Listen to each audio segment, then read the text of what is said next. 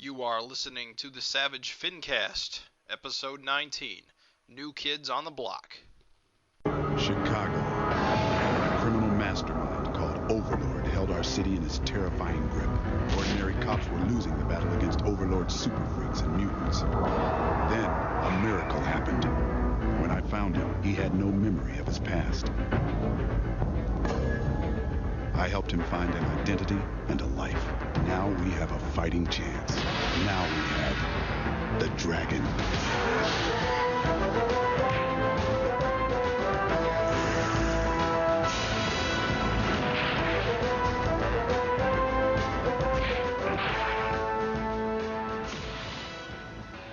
This is the Savage FINcast, the show that Peter David calls Hulk with a FINcast. My name is Jim Purcell. I'm Craig Olson. And I'm Raven Perez. And we are back again to do a new episode. We are a little behind. We understand that the latest issue of Savage Dragon has been out for about 3 weeks. We're very sorry about that. It's a good thing though, because it means that Eric Larsen's pumping them out, at a monthly pace, So we're trying to keep up, and I like that. I'd rather be ahead myself, but it is great that it is actually coming out monthly, and we are, there's something to fall behind.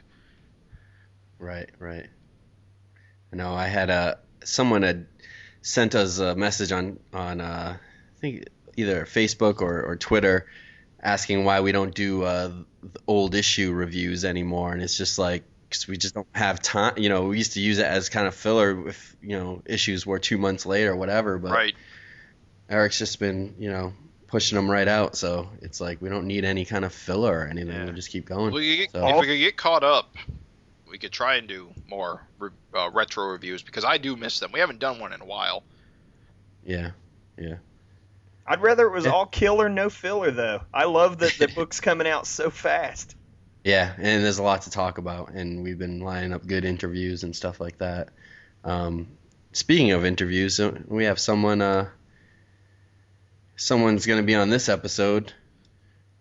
Yes, our friend Adam has taken it upon himself to interview our good friend Gavin Higginbotham about his writing debut on the Savage Dragon backup ZEEK.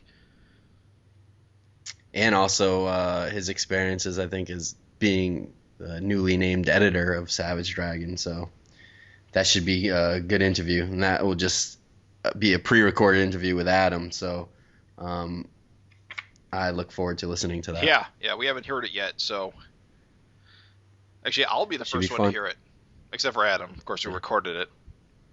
We imagine it's going to be a total world-shattering interview. Yes. So should we jump to the Eric Larsen news of the month? Sounds like a plan. There's quite a bit, so let's get to it. All right. First up, we didn't cover this in past episodes, and we probably should have. Savage Dragon issue 190 is actually going to be available in 2 formats: the regular kind of standard comic size and a limited digest format. And I think that kind of flew under the radar. I don't know how well known that was. I know on previews there's, I think it's like an A and a B, so you can order it in 2 different ways. They're both priced the same. I think there's probably a lower print run on the digest size comic because they are calling it limited. So both are $3.99. There's nothing additional, I don't think, in the digest. So the regular size comic is going to be 32 pages. The digest size is going to be, it's a smaller digest size, and it's going to be double 64 page. And I couldn't find, I thought it was on Twitter where Eric kind of explained it, but I couldn't find it. I think it's something like, like the regular size book's going to have like 4 square panels per page or something like that. And the digest size might be like 2 panels per page, so it's the same panels, just arranged differently. Right. My thought is that, basically each 1 page in the 32 will have 2 pages of the 64. So presumably the story is actually formatted for the 64-page digest style, and the full-size one's more for the collector who wants to keep his collection. I don't know. Yeah, I don't know. Either that or it seems like it would be some hard work to keep all the panels. Yeah. flowing right for both. Well, that's the thing. Formats, I mean, he's clearly planned it to work this way. Yeah. I mean, the fact that he's offering it two different ways suggests that he's thought about how the layouts work. I mean, it's probably going to be a bit like the McSweeney one story. Remember how when it was full size, it looked one way, but when he turned it into a back. And when you said full size, for the listeners who don't know, McSweeney's is kind of a magazine that's published in all sorts of funky formats and stuff. Like a big fold-out newspaper, if I remember correctly. This actual issue of McSweeney's was printed in a newspaper. Right, and I think format. that Dragon story was 2 pages long, but when he reprinted it, it became 4 pages because he basically cut and it was pages about in half.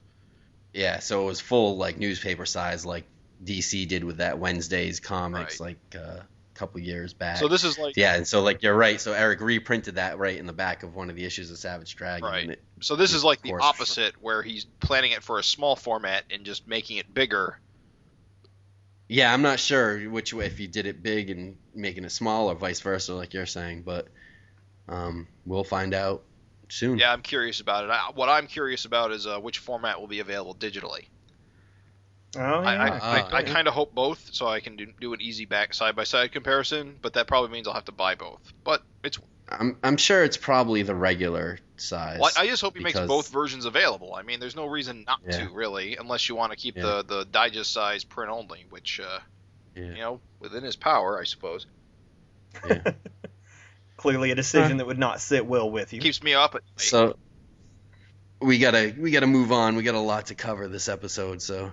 Rolling along, does look like 192. The solicitation came out for it. The cover is Savage Dragon walking to the electric chair. He's in shackles. He's got Father Bullcut and an officer escorting him to his death. So very, very awesome image, you know, and the solicitation for it reads, it's the countdown to the biggest and most significant change for Savage Dragon, the last walk. For 21 years, Savage Dragon's been fighting the good fight. Now, that fight comes to its end. Savage Dragon comes with our highest possible recommendation. So, it's going to be a barn burner. Questions are raised. Is that Father Bolka? Is that Cecil Parasol guy? The Church of the Savage Dragon priest guy? It kind of looks like him, but you gotta wonder. I don't know. I mean, he's also that electric chair doesn't look like the headpiece is set up to, you know, account for the spin there. But I love the logo. It's got a jolt effect. It's just fantastic. Well, the thing about the logo is it kind of looks like it's disintegrating, which, as we know, the next issue, 193, will have a brand new logo. So I like it that it's like the logo we're used to is like breaking up. Right. Excellent cover. And that's a nice segue. Speaking of the new logo. Yes. I believe Eric released on Facebook a couple of weeks ago now his preliminary, quote-unquote, final new logo. And it's going to start with issue 193, right? But the thing about the logo is, at first glance, and we will post images of this logo, you know, we'll link them so you'll be able to see what we're talking about. This logo, my first impression was it was like the letters of a Letterman jacket. It's like the block letters like with varsity letters with like block letters with a white border. So my initial reaction was someone's going to college, but then I was reminded that Malcolm's only in high school. But yeah, Letterman letters, varsity letters are a high school thing as well. So it could just be a more heavy focus on Malcolm in high school. Right. I gotta admit, I'm not the hugest fan so far, but I think it's gonna grow on me. I think, you know, the Savage Dragon logo is just so iconic, and it's a great looking logo. This one looks a little plain to me. Yeah.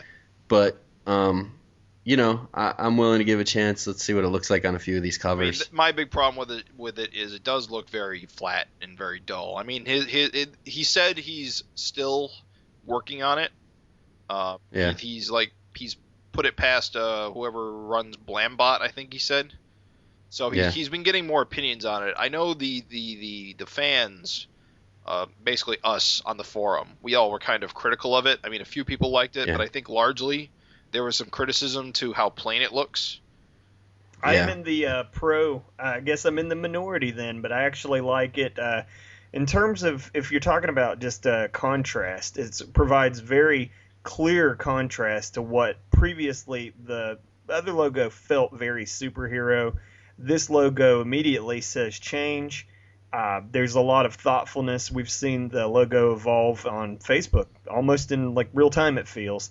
Yeah. Even though it's sort of stuck to that sort of Letterman font, there's been some design, changes made here and there. And like I said, I really like just some of the things that are happening. Like, I know this is so nerdy, but like the symmetry between like the V's and the 3 A's formed by Savage Dragon. Right. And it's really, like I said, it's thoughtful. It's very different. It's gonna look stand out for anybody that walks by and's like, oh, Savage Dragon, that's weird, looks different. And in that way, it's mission accomplished. So I'm in the minority, but. Well, I mean, I'm glad that it's changing though. It's how many other comics have reached 200 and I've kept the same exact logo. You look at all the old Marvel books. Logos change here and there, and it's kind of cool. It's kind of neat. It marks different periods and eras of the book. And exactly. Right. I'm for it. It's cool. I don't know. I still think it's a little. I think whatever. It's like you said. The old logo, the current logo, looks like a superhero logo, a big action book, that sort of thing. This logo doesn't look like that. So unless the book actually dramatically changes, like it becomes like a teen sports comedy for a little while. Like Archie with a fin or something like that. I would read the hell out of that. Unless it's that dramatic of a change, it almost feels like the logo doesn't really fit the style of the book. But again, it's Eric, so who knows what his plans are. Yeah, gotcha. Last bit of news is more on our end. We now have a Facebook presence. DragonFan.net and the Savage FINcast have been kind of put together for a Facebook page. You can reach us at www.facebook.com/dragonfan.net. And what the plan there is just to have another outlet to kind of spread the word. You can find all our updates from dragonfan.net now on Facebook, like you can on Twitter, as well as the latest FinCast episodes. So again, it's just another way for us to kind of reach people and get the word out. So that's good. That's good. I'm glad. You put this together, Craig? Yeah. It was just something. I figured might as well. And it's something like you can just kind of copy the links and just paste it right in Facebook. Right. And, it seems like everybody's got a Facebook account. Probably should have been doing this for a while. So I appreciate you getting it done. Thank you very much. Awesome. And I've been using it to like and share too, so definitely that stuff, it really matters when books are fighting for shelf space. And I know, like in my local shop, Savage Dragon has no shelf presence, period. It's in the boxes, and if people, don't know, if they aren't already getting it, there's no hope of them discovering Savage Dragon. So when you share and like stuff on Facebook, it does have a huge impact. So, take advantage of it. It's for everything we've been doing for a while, like this podcast is, us sharing our love about this book, and it's a way to get the word out. I know when we first started this, we all put our heads together and we said, how can we promote Savage Dragon more? And, the dragonfan.net was born out of that. The FinCast was born out of that. I really enjoy this book, and I know you guys do too. And, this is all part of trying to help ensure that it's around for a bit longer and making sure people know about it and sharing the love, Right. So, moving along, this has been our new regular segment, our FinCast trivia question. Last episode's question was, which is the only issue of Savage Dragon that has featured the work of 3 different letterers for the dialogue of the main story? Did you guys know this, or did you guys have to look this up? I did not know this, no. Didn't have a clue. Well, a couple of guys wrote in, and they did have a clue, and they got it right. I'm I'm going to read their responses. We got 3 responses, and they're all correct. And our first response, we said we'd award a prize to, and that went to Benny Hassa, who we know from the Savage Dragon forums. He's been around there quite a bit. He wrote us in, and he said, "Hey, this is Benny from the Savage Dragon forums. Good job as always on the FINcast. Can't really find any reason to complain about Savage Dragon fans chatting it up. As for the trivia, the only issue that I can think of that had 3 letters is 122. Eric, Chris Eliopoulos, and the ghosts of Artie Simek. Ghosts are people too." And you're right, Benny. So for being the first person to answer correctly, we're going to send you a set of Chris Eliopoulos' Desperate Times comic from, I think it was 1998. All 4 of those issues had covers by Eric Larsen. They're pretty funny. It's just like, a bunch of like bikini babes or something by Larsen. And actually that first issue of Desperate Times had a Desperate Times strip written and drawn by Eric, which is kind of cool too. But it's kind of a cool little under the radar series. I figured we'd give that away because it was by Chris Eliopoulos, and last episode was about letters. And hope you enjoy, Benny. We'll contact you and get your address and send that over to you. We had 2 other letters that were correct. We had a letter from Guy LeMay, and he said, "Hey guys, I'm sure I'm way late, but the answer is Savage Dragon 122, The Attack from Iraq. Eric did the crappy lettering, Chris did the good lettering, and Artie did the 60s lettering. Thanks for another awesome podcast." And it sounds like Guy might be putting it down, but I think actually that's how it's referred to in the credits. I think in the credits it says, Eric Larsen crappy lettering, or something like that. And our third letter was from Gavin Higginbotham, who everyone knows is disqualified from this contest for just being too damn smart and the editor of Savage Dragon. But Gavin went on to say, "Savage Dragon 122, Eric, Chris, and the Ghosts of Artie Simek. Boom." And I think he was actually like the very first person to answer that, but again, he's disqualified. But thanks for writing in, Gavin. We always get a kick out of you writing in, and keep on answering our trivia questions. I hope that, at least one episode we'll be able to stump them. What? We're gonna. That's a challenge. Gauntlet down. So, for this episode's question, we're going to tie something in with having our interview with Gavin. So the question for you guys is, prior to being credited as the official editor for Savage Dragon starting with issue 184, Gavin Higginbotham was credited in another Savage Dragon book. Name the book. I'm assuming we're not going to stump Gavin with this question. Yeah, but he probably remembers what it was. In fact, I didn't when I first read the question, I didn't know the answer, but it suddenly come to me. So. Yeah. Wouldn't it be great if this was the one, though? Yeah. How appropriate. So anyway, guys, send your responses to SavageFINcast@gmail.com, and we will read your answer on the next episode of the FINcast, and we look forward to hearing from you guys. Yep. We do enjoy getting letters. Thanks so much. Definitely. So we're going to take a little bit of time now to let Adam, our good friend Adam, chat with Gavin about his recent editorialship and his debut as a writer of a Savage Dragon backup. So have a listen. Yeah, I'm really looking forward to listening to this as well. His meteoric rise to glory.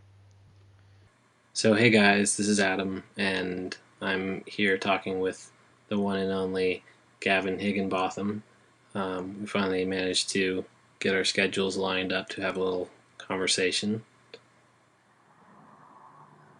Say hello, Gavin. Hello. And as many of you know, he recently became named the official editor of Savage Dragon, which is very cool. And then we're going to talk a little bit about that. We're going to talk about ZEEK, and if you're ready, we can just get right into it. Yep, go ahead. So, what Craig sent me a couple questions and wanted to first just ask you a little bit about what you do behind the scenes on Dragon, and what was the sort of genesis of you working with Eric to becoming like the official editor on the book. Well, I think it mostly boils down to me just bombarding Eric with emails all the time, to be honest. I've always been a bit OCD when it comes to comics, TV shows, films. I just remember every sort of bit of trivia about it. And with Savage Dragon, just because I love it so much, I compiled like lists and databases of characters, appearances, who killed who, how many people have certain people killed, who's still alive, who's dead, and these lists over the years have helped Eric out a bit with stuff. When he's been like basically planning a slaughter of his characters, and he might send me an email saying, who's available for some cannon fodder. I think the first time I did that was with Savage Dragon 139 with Solar Man, just butchering the Vicious Circle. Yeah. And then a couple more times with like the Dragon Army. I posted a huge list on the message board of who's potential candidate for getting the blood and who would look quite cool with a mohawk or a fin, I suppose. And then Eric emailed me about that, saying,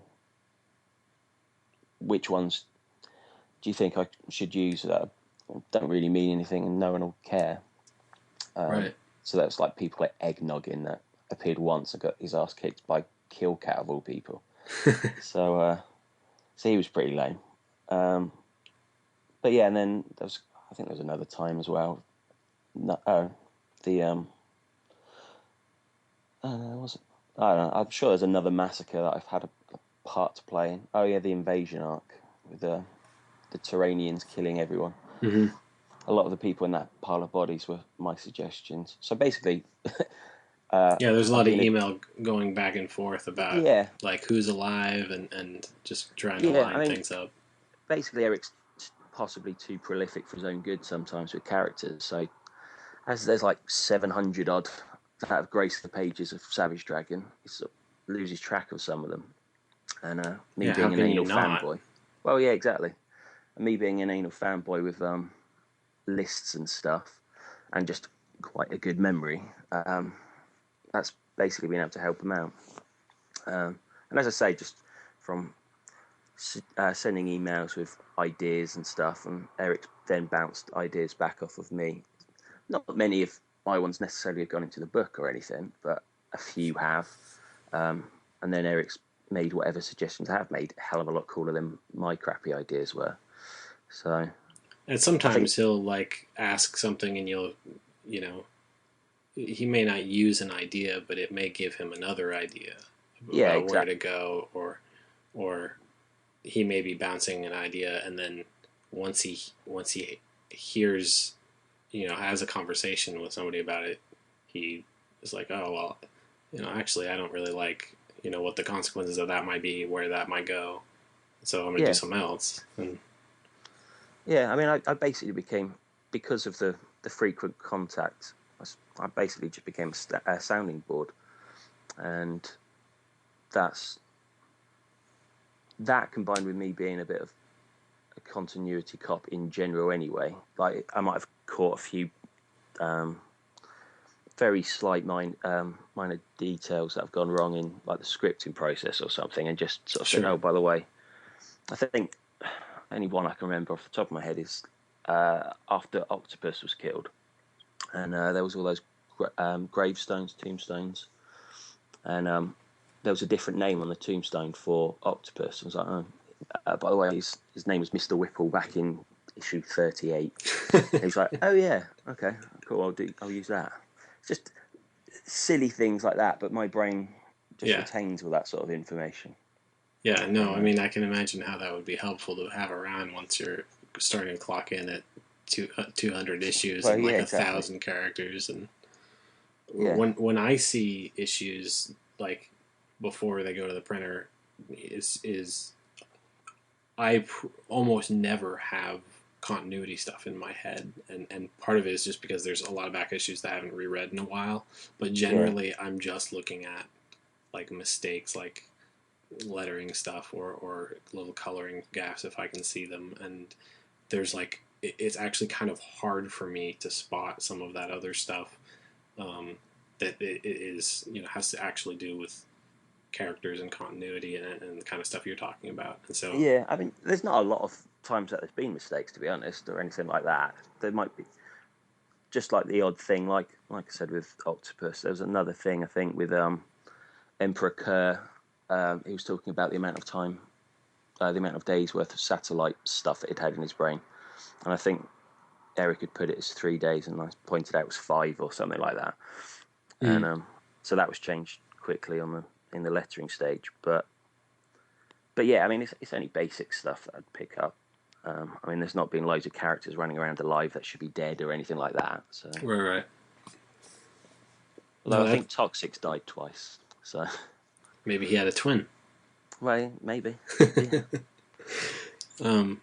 But one thing that I think is cool about this is that it's a you know, it's a relationship that's developed over time, as you say, and you were, you know, essentially doing what you're doing now for a little while before he made it official, and I thought, you know, it was really cool to just sort of give you that title, even though it's not exactly like editorial in terms of, you know, steering the ship or firing people. Yeah. like it's more like what an editor actually would do on a creator-owned book, where the creator is still the person in charge, and like I said, like I don't know who else would be the continuity cop. Like it's not going to be, you know, me or Frank or Gary or any of these other guys that he, you know, has, you know, working on other parts of the book, or you know, people at Image. They're not going to know the book as well as you or you know, some of the fellow like board members that have helped you with the wiki, like Craig and Benny and those guys that have just like encyclopedic stuff in their brains. So I'm sure that's extremely helpful. Yeah, I mean, I was massively flattered, obviously. It was just in the middle of a normal conversation. He was like, do you want to just be called editor in the book? I was like, really? You're like, no. Well, I in my head, like an editor for comics was like the guys at Marvel or DC or anything that do all the hirings, firings, steer the ship, as you say. But so in my head, I was like, really? I don't know that I deserve that. And then he pointed out about the whole continuity cop and doing a bit proofreading, things like that, just to make sure that there aren't mistakes or anything in there. And I was like, okay. And yeah, I mean, I'm not going to say no to having my name in the credits, because it's just awesome. Yeah, for sure. On the so on the last couple issues, 186 and 187, we've seen a new backup written by you, and you want to talk about a little how that first came about and how that started? Yeah. I mean, the only time I'd had my name in print before was in the Savage Dragon Companion, and I mean, I love doing that, writing out all the stuff, because, as I said, I've got my brain for trivia and stuff like that would fit into a companion. But for years, I've wanted to try and get a backup story into Savage Dragon.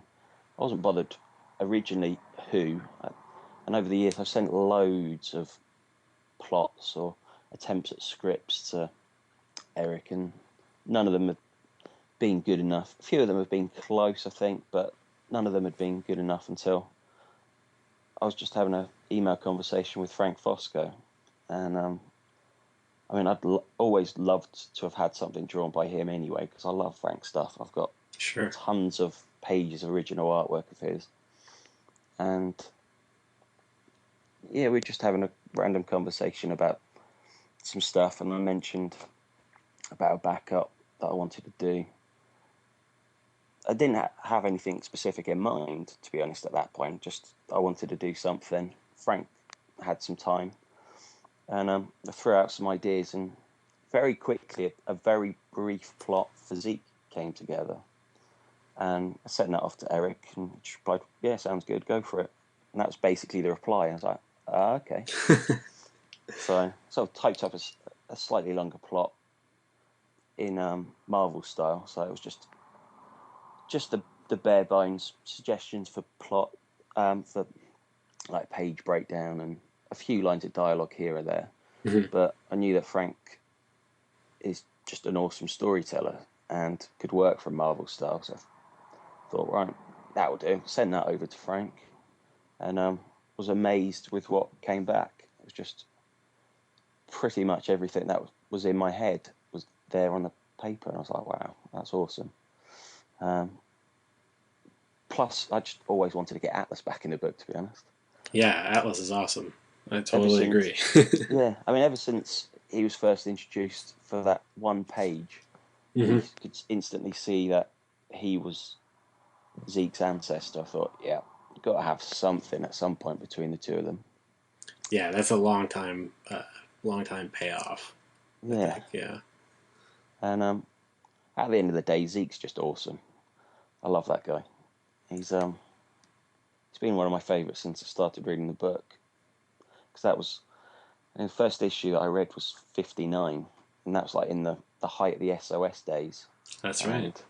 And Zeke was just the ultimate beast in that group, and I miss him from the main book, to be honest. I thought, right, if he's not in the main book and Eric's not using him, let's see if I can use him. Yeah, no, he's a very fun character, and I thought you did. I mean, I've said as much to you in emails, but I thought you did a really good job capturing the character, and it feels like a scene that could take place just in the main book, and it didn't seem, it didn't seem like your first writing. I mean, I know it wasn't technically your very first writing, but it didn't seem like your first writing gig, and I thought you did a great job. Cool, thanks a lot. I mean, I was tentative when it came to the scripting part, because I'd never written any real dialogue or anything, so I was nervous about that. But I mean, Zeke is fairly easy to write for, just because he's a dumbass, and he's got that like Hulk speak going for him, like the dumb Hulk. So there's plenty of material out there for Zeke, and if you look at the Hulk stuff, to sort of think, yeah, I can do this, I guess. I mean, Hulk's dialogue that Eric wrote for Defenders was the main, I think, inspiration for Zeke, beyond just Zeke's normal appearances, because he's never really had a lot of dialogue over the years anyway, just because he's not the type that would he doesn't talk much. About. Yeah. No, just smashes. So, but that's why I love him. Yeah. No, I made me instantly recall the scene with him in Powerhouse in Robert Kirkman's God War. Yeah. And I just thought that was hysterical, and it was another one of those, like, I'm sure it was the same deal with Kirkman going, you never really, this guy doesn't get enough airtime, and he's a really fun character. He was. I mean, Zeke for me was like the star of God War. He didn't do a lot every now and then, but he was like the only one that actually made any kind of difference when they were fighting the big forever serpent. He was just... That's right. And yeah, his interaction with Powerhouse was just hilarious. Hey Head, I think it was called. But yeah, no, I loved that. I mean, I love the gods. I wish Eric would use them more, because there's just loads of cool designs that Eric's just thrown in, and they're awesome. Yeah, those are some of his better designs, I think. It might be part of that, just, kind of epic Kirby scale bleeding through. But those are some excellent designs. Yeah, I mean, Thor's my favourite villain in the book, so, and that's every time he shows up, I get excited, but at the same time, I think, I wish the rest of the gods would show up just as much. But maybe one day, I'm sure I could get back round to the gods again at some point. Yeah, that'd be awesome. Yep. I'm gonna cover a couple of Craig's specific questions here. So what was your take on collaborating with Frank in the backup? Like, I know you said you were really floored with his storytelling, but like now that it's the experience was done, would it end up being a harder job than you thought? Did it take longer than you thought it was? What was it like seeing some of your words like interpreted in a way that maybe wasn't what you were imagining, like for better or for worse? I mean, it all came together quite quick. I mean, Frank's a workhorse when it comes to drawing, so it definitely didn't take longer than I was expecting for it to happen. I mean, because Frank's been doing this for a while, you just know that you can trust him with the storytelling. I mean, he offers up lots of good ideas. His panel layouts are always fun. His fight scenes are just brutal, and like the bit in the second part where Zeke crushes Atlas's chest plate, that was all Frank, and it was just a great idea. But yeah, seeing what to me wasn't exactly a huge plot, seeing that fleshed out by Frank into something pretty special for me was just amazing. I mean, I'd like to do something with Frank again in the future. We've talked about it. It's just he's quite a busy guy. Sure. There isn't a lot of space in Savage Dragon to fit something else in. So it's just waiting for the stars to align again. But yeah, I'd love to do something with Frank again. Can you do you drop any hints about your next backup story? Well, the next one, I don't know if it was officially announced. I mentioned it here and there on Facebook and that, but it's a Max Damage story with Scott James on artwork, and that's looking pretty awesome as well. But it's Max Damage doing what Max Damage does, which is being a lovable goof. So I think that will be in issue 191 now. Yeah, I think that's the plan. Yeah, but it's a lot of fun, and again, seeing my plot recreated into some just great artwork by Scott is just a lot of fun, and you can tell Scott's having fun with it just because he's phoned me up and just gone on about how excited he was working on it. So, I mean, that's always nice to hear. That's cool. He seems like a kind of fountain of positivity. He is. He's really jazzed about some of this stuff, and it's also kind of cool to see him because we've seen him in the book before, and he's obviously done a lot of like dragon-related art and stuff, and it was cool to see him come back sort of in gradual steps to the book with his coloring of Zeke on Frank's art. Yeah. And then his one-page Hostess Pie strip that is in issue 188, and now a full backup again on his own, which is really cool and something to look forward to, I think. Yeah, it's just a nice stretch of like a good run of Scott's work being in the book. It's like a nice little showcase for it. And it's also fun just going back to some of the older stories that he's done and just looking how his style's just getting better and better. And he channels a lot of like Eric's style, but without looking too much like it, if you understand me. It's he has a couple things that are very reminiscent of like maybe how Eric would stage characters, like with, a fist flying at the reader or, a certain expression. But it doesn't look at all like Eric drew it. It's just sort of similar posing and things like channeling that. the same energy or something. Yeah. But yeah, it's a lot of fun to see it, and we're hoping to do more. Me and Scott.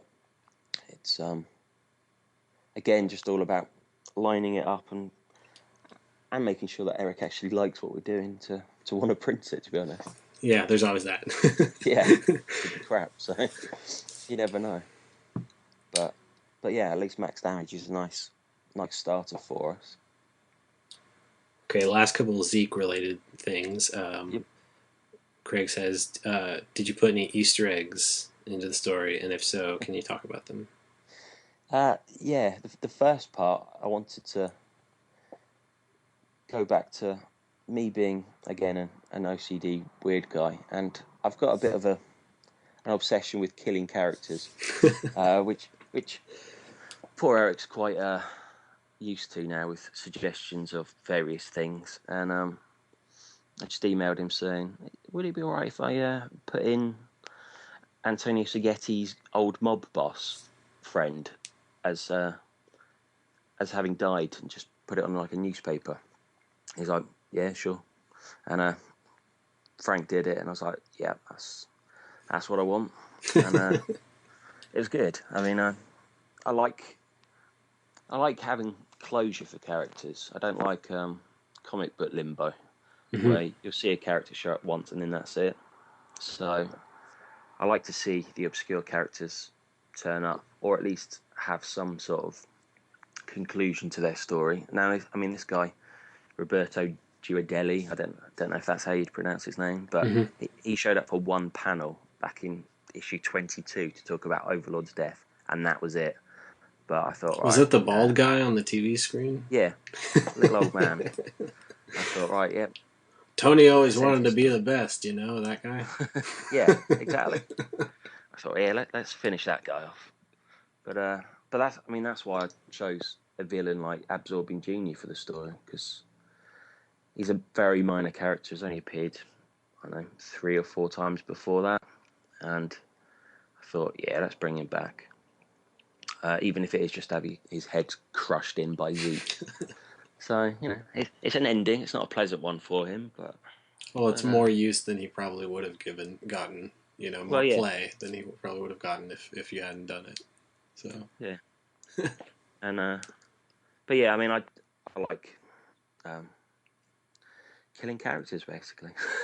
But, Absorbing Genie is one of the few Freak Force characters left as well. Freak Force villains, I should say. Because it's been fun going through one of my little lists, just seeing how many people that they faced are actually still around, and it's not many. Eric's been pretty brutal with those guys over the years, and I thought, right, I'll add to the list. Yeah, why not? Yeah, and there goes Absorbing Genie. So. No, I always wonder what happens to guys too. I mean, I don't remember them as well as you do, but I have the. I'd like to see the characters, if not bite it, I'd like to see their stories resolve in some way. Like, to see some kind of like, well, this guy was doing this. Now, what is he doing? Yeah, I mean, it's one of the cool things about the real time aspect of the book is that you've got characters that haven't shown up since like the mid 90s, so a lot could have changed for them, and like it could be that the villains just quit, or after 20 years, like with Absorbing Junior, maybe they thought, right, let's actually try one more try at conquering the world like they like to do. And, right. Unfortunately for him, he chose ZEEK to try and help him, and he got dead. So, sucks to be him, but never mind. All right. I have a couple more general things.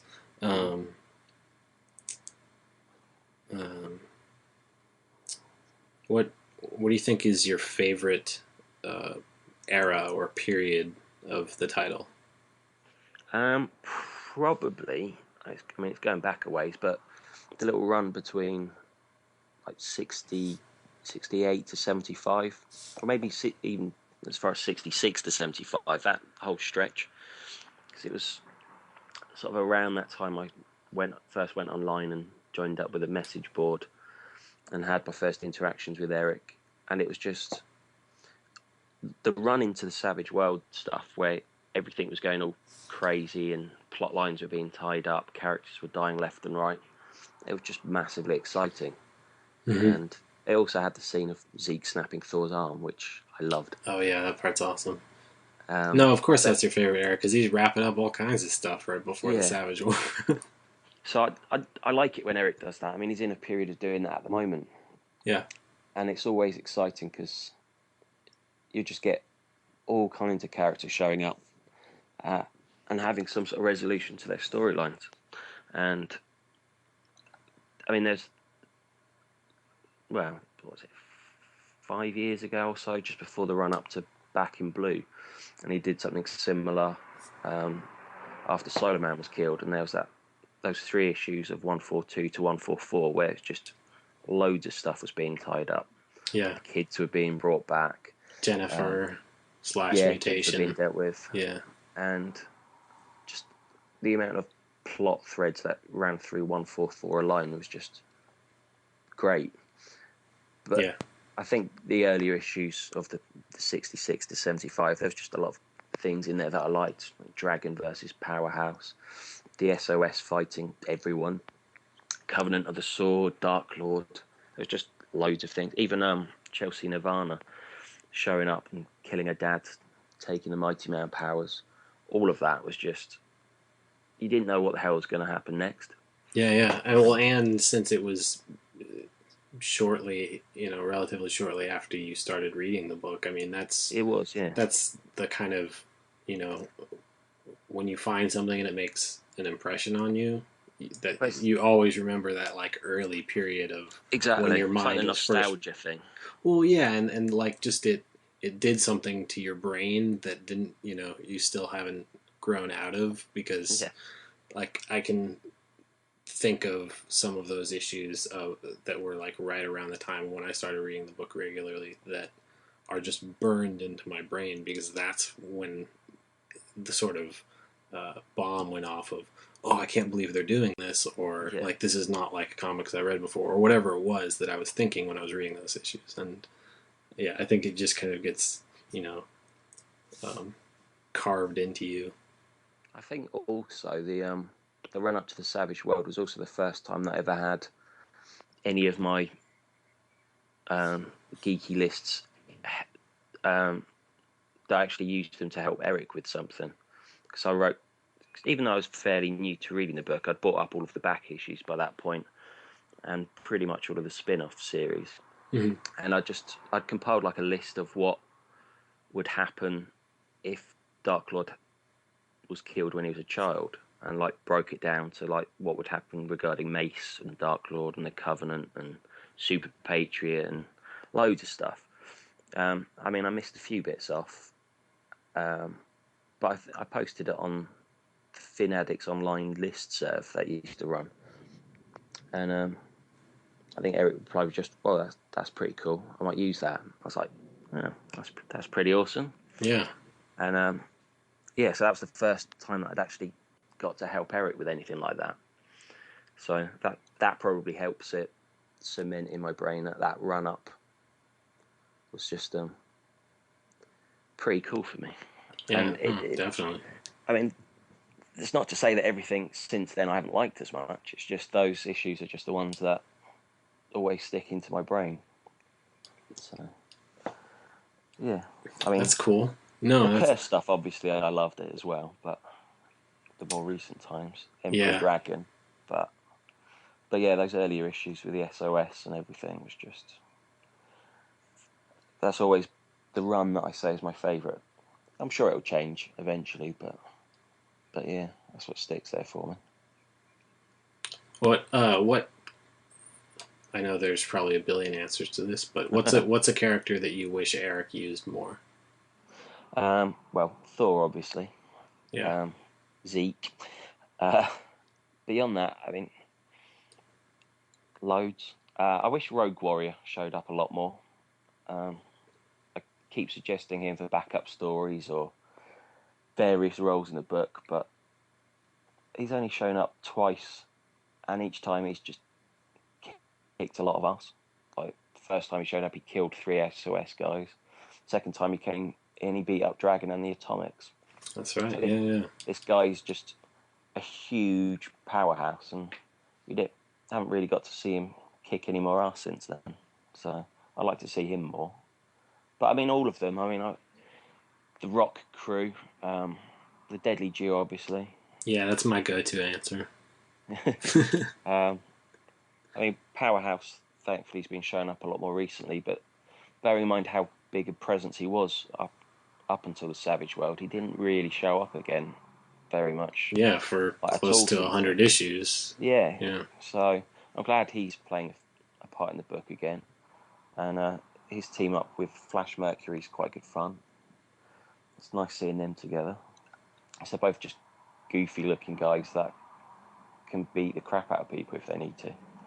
So, but yeah, there's hundreds. I mean, I'd like to see all of the old school Vicious Circle guys turn up more, like Megatech, Brawn, Raw Dog. I think he's an awesome design. Yep. He's barely been in it.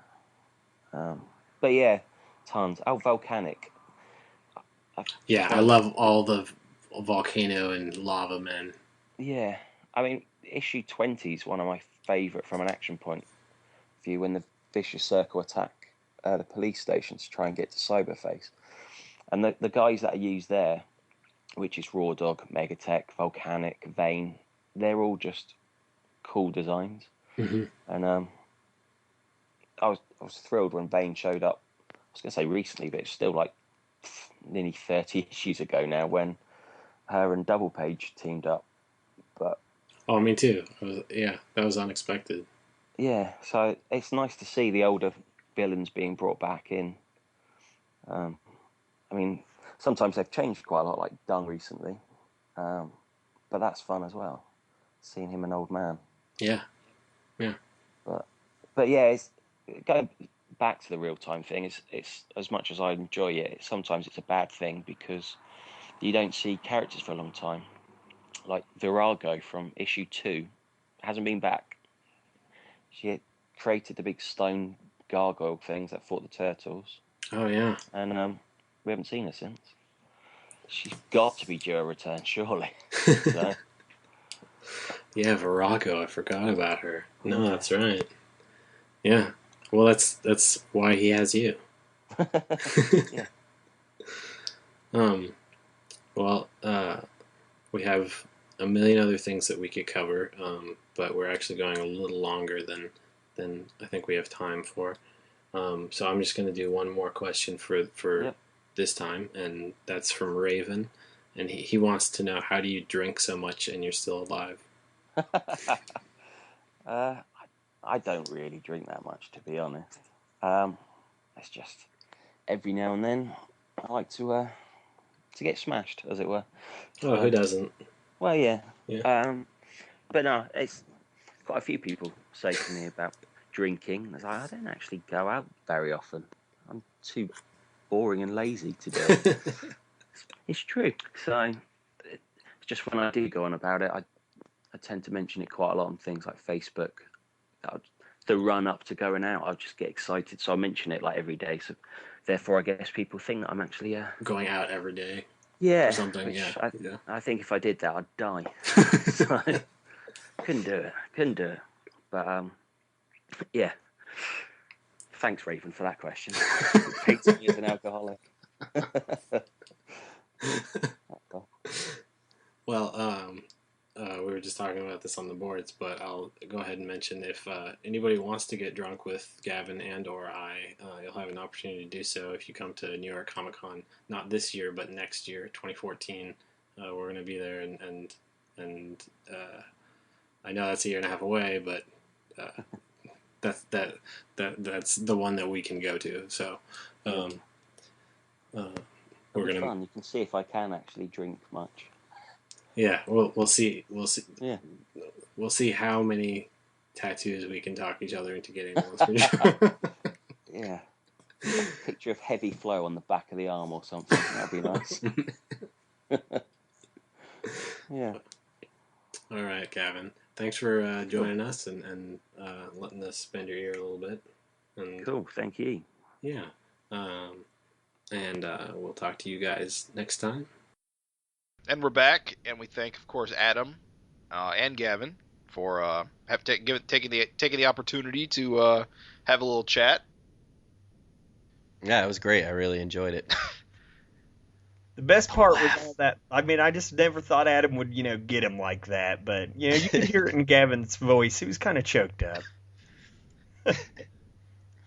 So yeah, let's keep going. We're going to talk about the latest issue of Savage Dragon now, issue 187. And issue 187 has a lot of very interesting things going on. Yeah, there's a ton of stuff. Now, we talked about the cover a couple episodes ago when it was originally solicited. This was like the introduction to the next generation of the Vicious Circle, where we get to see. Sorry, I'm blanking all of a sudden. Cutthroat Jr. Cutthroat Jr. Yes. Inferno Jr. Octopus Jr. So Octopus Jr. is Waylon Whipple, Dung's kids, Dumpling and Blossom.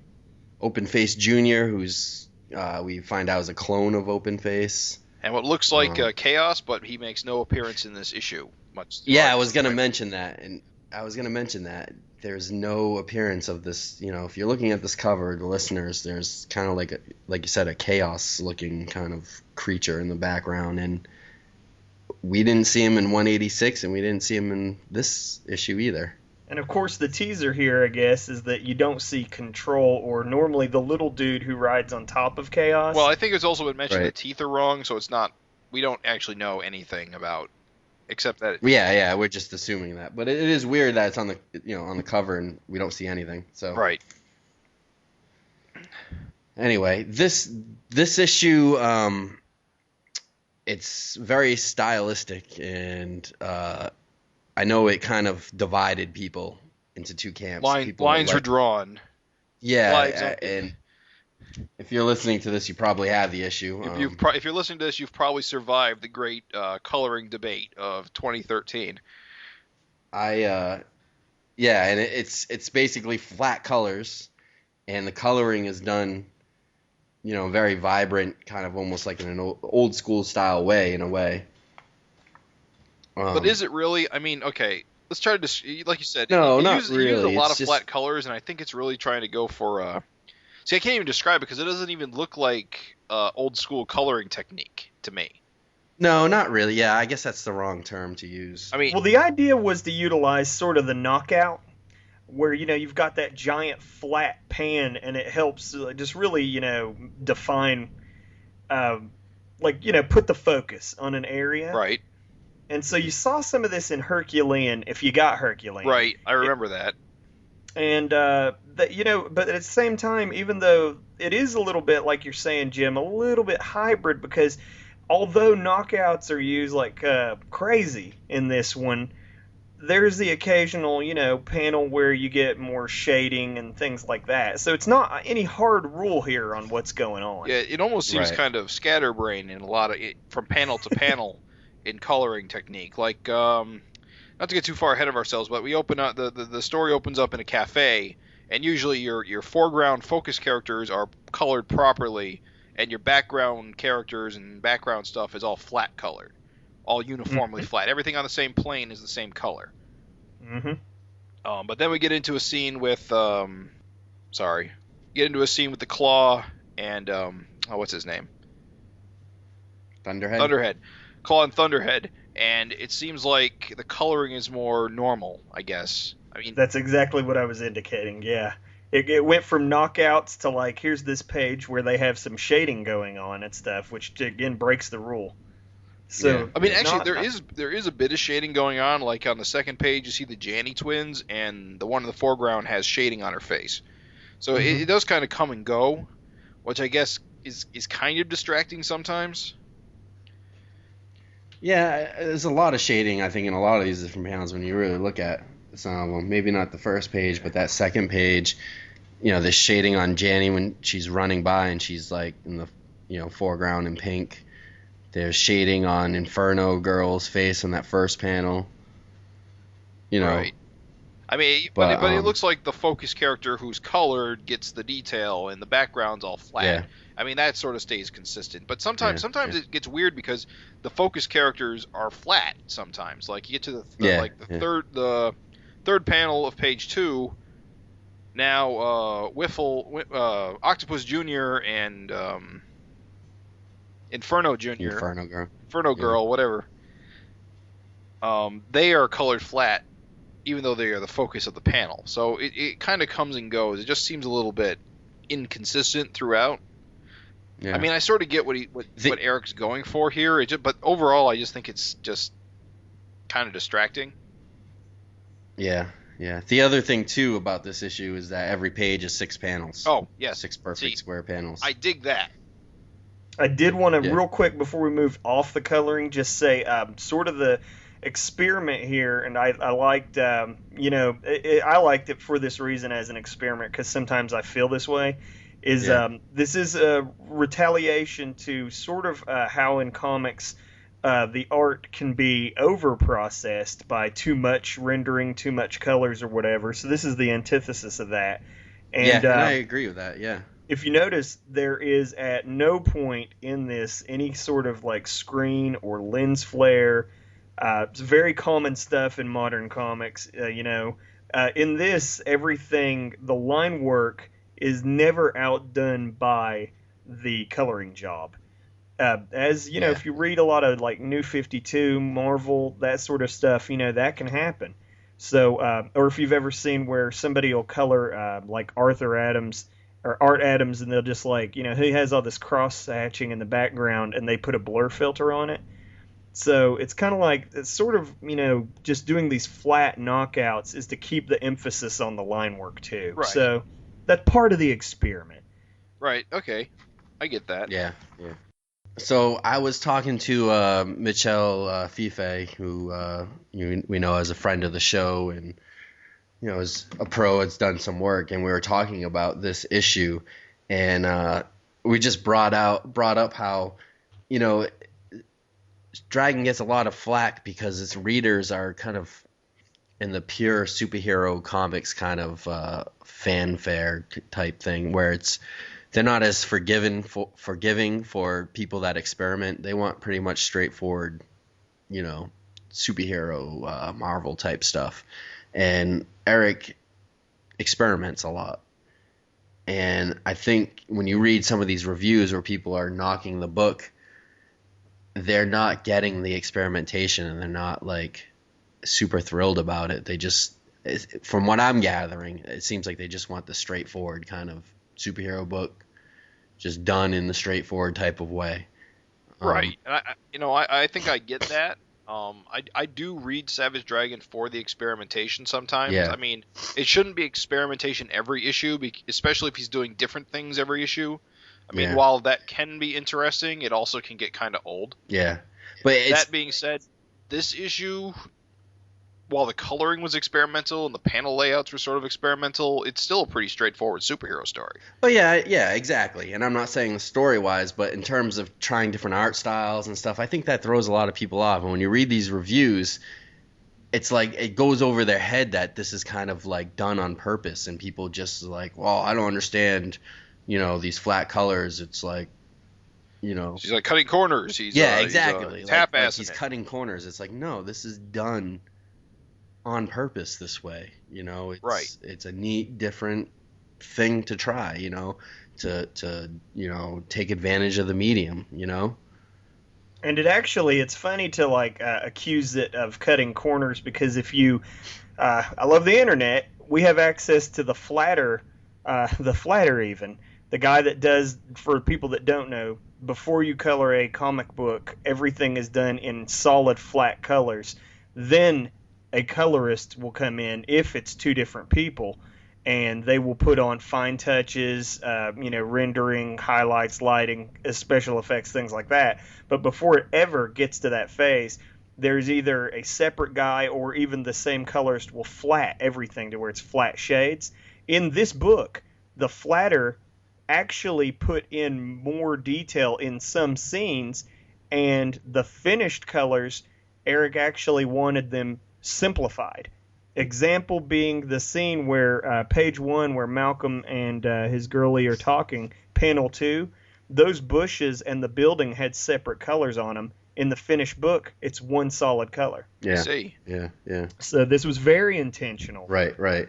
And it's just funny because, like, you know, other books wouldn't even be mentioned. You know, Brandon Graham works pretty much in like a flat color scheme. You look at like Multiple Warheads or King City, and it's just like King City's black and white. Is it black? All right. Well, I think there are some color pages in there.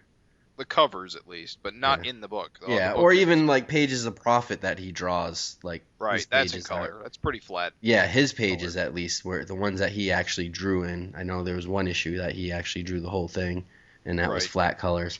And you know, you don't really hear a mention of it, and I think it's more he's kind of given a pass because he's coming more from like the indie end of things. I think that, you know, it's not a straight superhero book, and I think this just catches flack because, you know, people want their superhero books in the Marvel style per se, right? Where it's just done straightforward.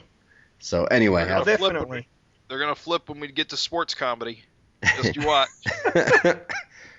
Anyway. I definitely think that there is in superheroes a preference towards the superhero look, and I'll agree with that. Yeah. That if you go too far off that path, you're always putting yourself at risk. Right. I mean, as you know, a book, you know, if you don't look a certain way, if you don't have the superhero aesthetic, you know, Adam Warren did some Gen 13 stuff, and people, you know, either loved it or hated it. It's still the exact same spirit of the book. Right. It's just he has sort of a manga-infused style. Right. And, you know, it doesn't fly necessarily. And Gen 13 is, you know, always been sort of a superhero-ish title. So that's an old example, but sorry. Yeah. No, it makes sense. I mean, yeah, that makes a lot of sense. I mean, thing is, though, what constitutes superhero art these days is quite a bit different than you might expect. I don't know if any of you guys read any Marvel or DC right now, but the art style is seems to be so far away from where it was in the 70s. Yeah. And I mean, that's not good or bad. It's just where the fans are interested. It's just the art style is different. And so, yeah, stuff that goes back to an older style must be a harder sell. Yeah, I'll agree with that. Yeah, like you said though, my main gripe is when people say it's cutting corners, and it's like they're just right. It's like they're going over their head. Like, no, I mean, how do you not get? I think when you get stuff like that, I hate to be like, you know, just jump to conclusions, but like when you get stuff like that and you got people like it's a reviewer, sometimes you get the feeling that someone's been given something to review that's not really in their interest anyway. Right. So, I mean, we all know it happens across all entertainment. Like you see the guy who, you know, is reviewing something and you can tell by, you know, his review, he's no fan anyway. So, yeah, you know, I mean, if you don't know this book's experimental when you sit down to review it, you should probably know that going in. Yeah, you should get some context. You should read some stuff before it. You should, you know. Right. You know, you think as a reviewer, you do your homework, I guess. Yeah. You'd think. But so I do notice Josh Eichorn has not spelled his name fancy in this issue. Oh, yeah. Fancy spelling, gone. Sorry, it's a weird thing. What, did it have like dots over the U or something? Or the O or something? Yeah. I don't know. Anyway, delving into this issue, I did want to point out that, Jim, your theory has been debunked on page 1. Do you know what I'm talking about? Hold on. Page 1 is Whalen whip. Oh yes, his flipper hands. Yeah. You know what? I'm increasingly convinced he has no powers. Really? He's literally just a kid. And just for listeners, last episode, you made the point, which I kind of thought would have been a cool idea, is Waylon Whipple, which is Octopus's son's hands were always in his pockets. And it was like, well, what if he doesn't have that big octopus thing in his chest and it's just his hands are tentacles, which I thought would have been kind of a really cool reveal, and it seemed logical. But on this first page, we see that he's got regular hands, so... Even on the cover, he looks like that. Like his hands are in his pockets, and his gut kind of seems like his midsection seems kind of bigger. Yeah, protrudes, right. Yep. So maybe he just has the same powers as his father with the kind of the... But what's under that hat?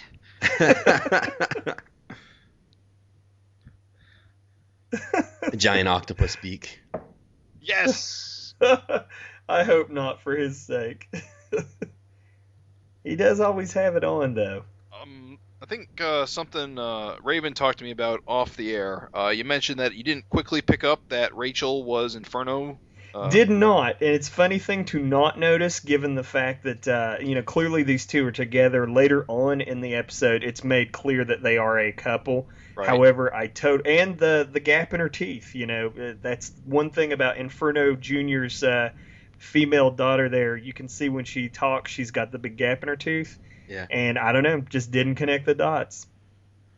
What, you didn't connect that Inferno girl was this girl? No. Is that what I know. It's sort of a dumb thing to not get, but yeah, I didn't get it. So, I don't know if we want to go page by page, but I thought it was cool that the opening scene is in the Rock House Diner. It always makes as a cool backdrop. And Rock House Diner is a cool place. Yeah, and I like how they're just kind of sitting there spying on Maxine and Malcolm Dragon, and just having typical like teenager banter. Is pretty cool. It's kind of neat how they sit nearby and nobody recognizes them, but that just means that no one cares. Or they really haven't done anything, right, as criminals yet, so they're not well known. Obviously, and Malcolm. They're not like freaks, like with obvious like freakish appearance, like Open Face Jr. That's true. Yeah. Yeah, I think I commented also off the air that Rachel's pretty lucky that she's not on fire all the time. Yeah. Well, but also back in the day, like the Rock House Diner, in other appearances used to be just filled with freaks. Yeah, I always kind of think of Rock House Diner as like the great melting pot of Chicago, where normal people and freaks kind of coexist. Yeah, you don't really see that though anymore. It seems like in the past issues, it's been pretty much a human population. I don't know if that's intentional or what. You got to think it's a pretty chill place though, with the twins like webbing each other in the face. Yeah, that's just true. Running around the restaurant. It's a cool Seems little a little touch. Inappropriate in front of customers. That's good. That's good. Really subtle, like ultra subtle, like sequential storytelling. Because they're the twins are, like you said, in front of customers and everybody, just giving the old vag web. And then in the next panel, they're getting chased by their mom. It's just kind of like I said, it's subtle, but it's nice. Yeah. I like the scene that follows this, where you get the Claw returns, and poor Thunderhead is his lackey still, and he's in some kind of looks like some kind of medieval supervillain type hideout in Michigan. Well, you don't know where they are. It doesn't say. It doesn't seem to be very. It's across the lake. They're in Canada. Well, I know medieval castles in Canada. In the scene following this, not to jump ahead, but Daredevil explains how he's got hidden fortresses all over the world. The world. So you don't really know. Who knows where they are?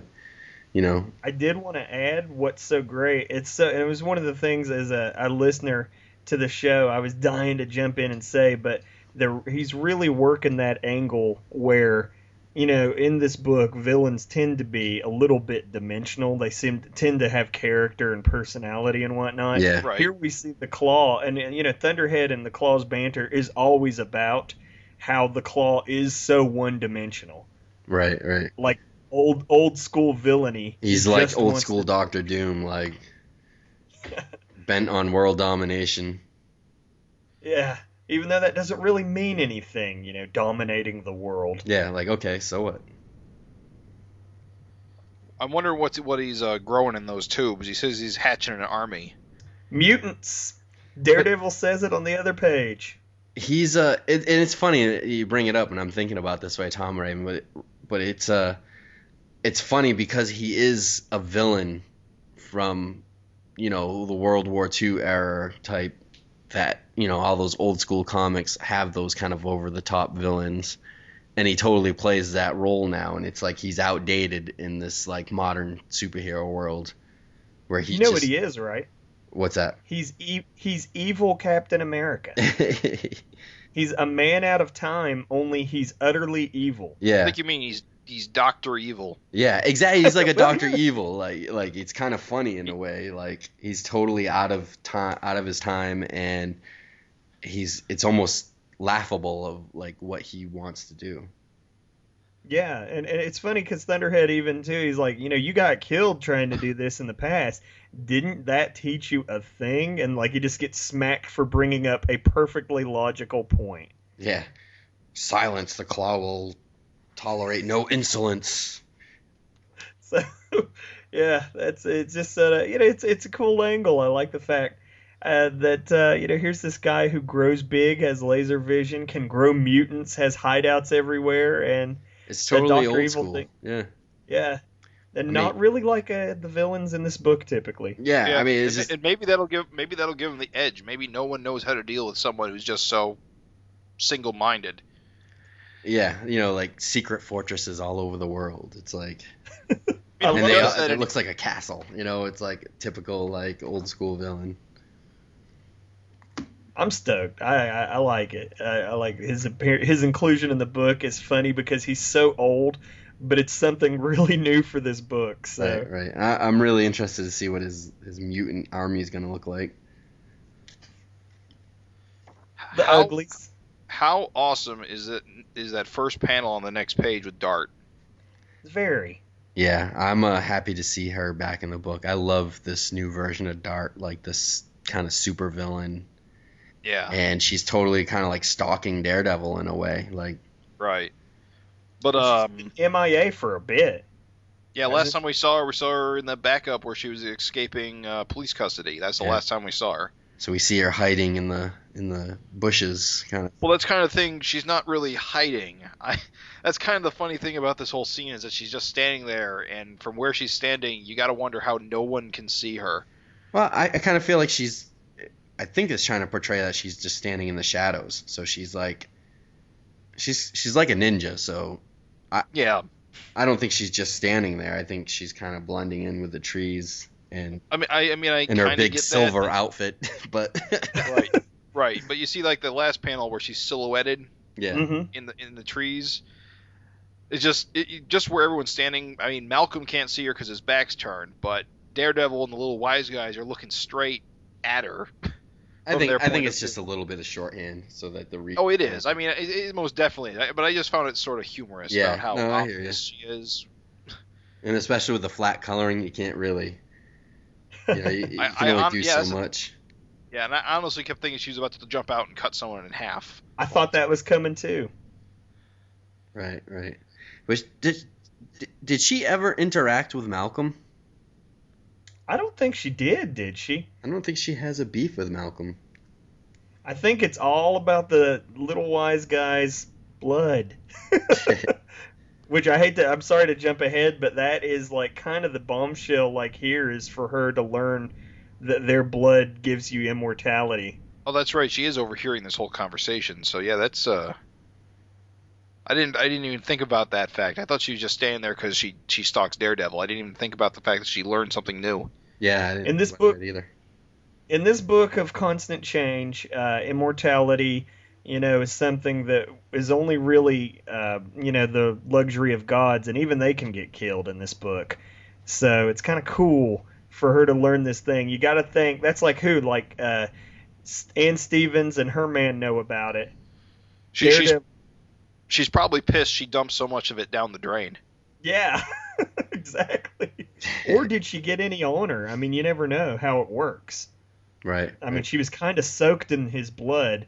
For people that don't know, she killed one of the little wise guys, and she was kind of soaked in his blood, hacked him up good, Right. So she could already have like immortality or whatever.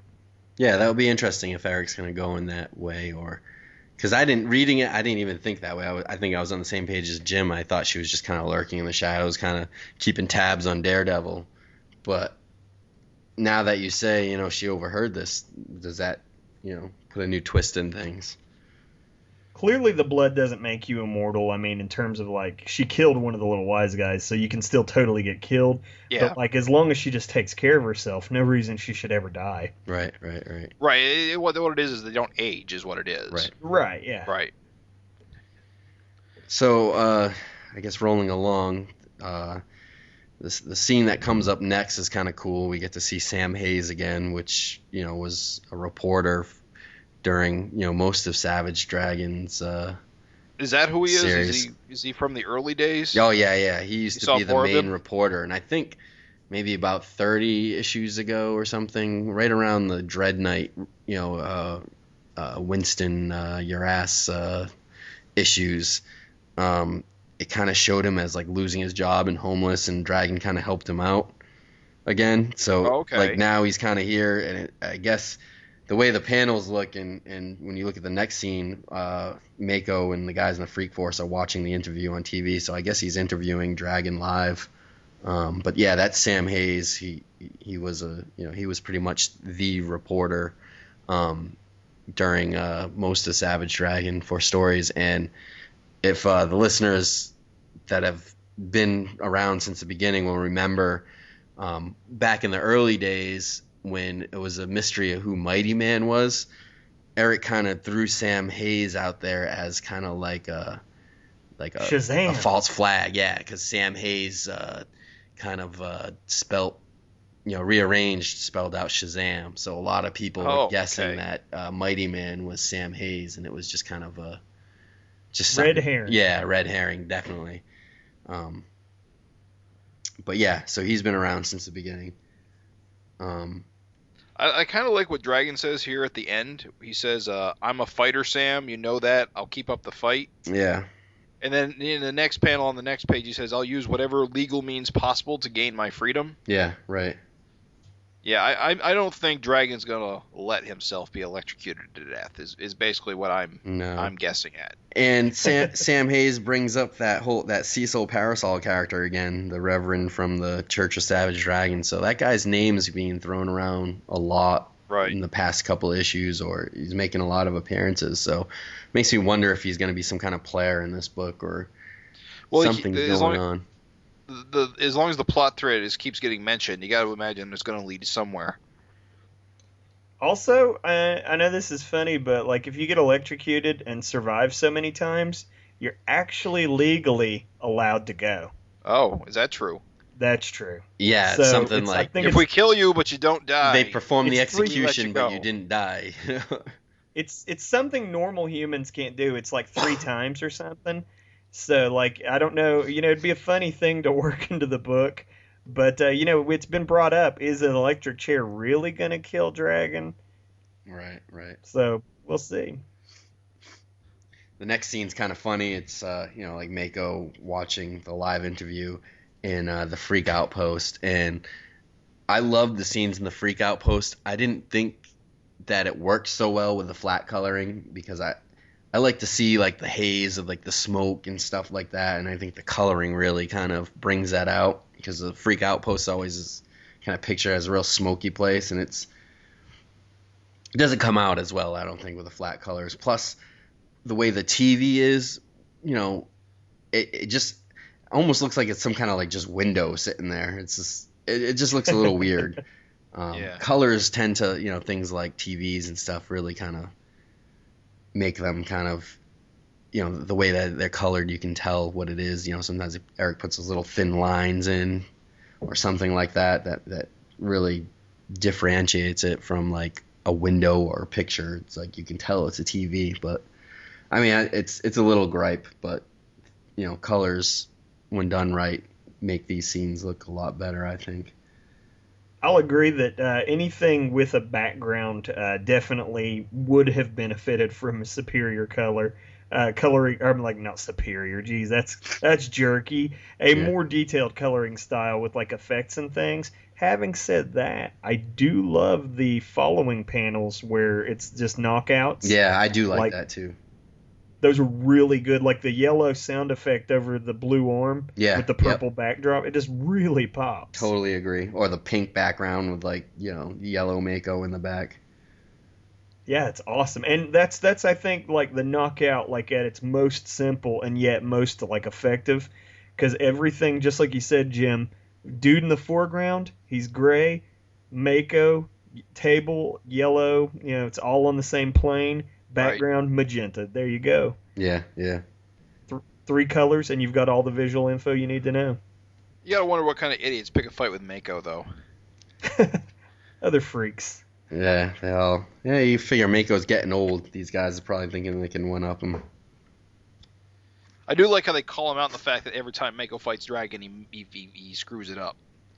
Yeah. He's a loser, really, He's a loser. He's cool, we love him, but he loses. Yeah. But, on to the most gut-wrenching, unexpected, surprise, emotional moment of the book. You'll believe a pile of shit can cry. Shit made me cry. I love how whenever they show Vicious Circle goons in their home life, they always have the most busted up apartments with like the plaster falling off the walls with like the lath boards sticking out and stuff like that. They just have the worst living spaces.